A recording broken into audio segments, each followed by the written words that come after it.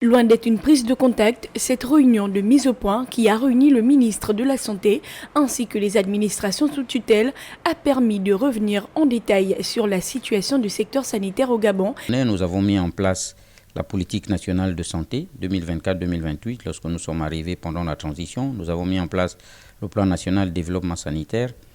Nous avons mis en place le code de la santé qui est à l'Assemblée nationale aujourd'hui. Donc, nous avons mis en place un certain nombre de choses, de boussoles, et qu'il était question de revisiter par rapport, effectivement, et de partager donc avec eux la feuille de route qui nous a été donnée par le chef de l'État et chef du gouvernement.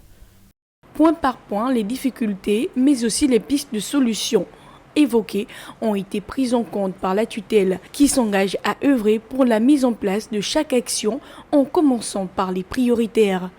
La première des choses, c'est que, comme je le disais, que nous avons la grâce d'être là depuis au moins une vingtaine de mois pour beaucoup d'entre nous. Nous avons identifié un certain nombre de faiblesses sur le plan des ressources humaines et de la gouvernance. Il faut compléter les équipes. Nous avons des textes réglementaires qui régissent le fonctionnement du ministère de la Santé. Mais nous n'avons pas pu mettre en place tous les organes de gouvernance, que ce soit au niveau central ou au niveau déconcentré. Donc, il va falloir identifier des ressources humaines pour mettre en place ces différentes directions centrales, ces différentes directions, ces différents services. Parce que si vous n'avez pas responsabilisé les gens, vous aurez du mal à mettre en musique une politique publique.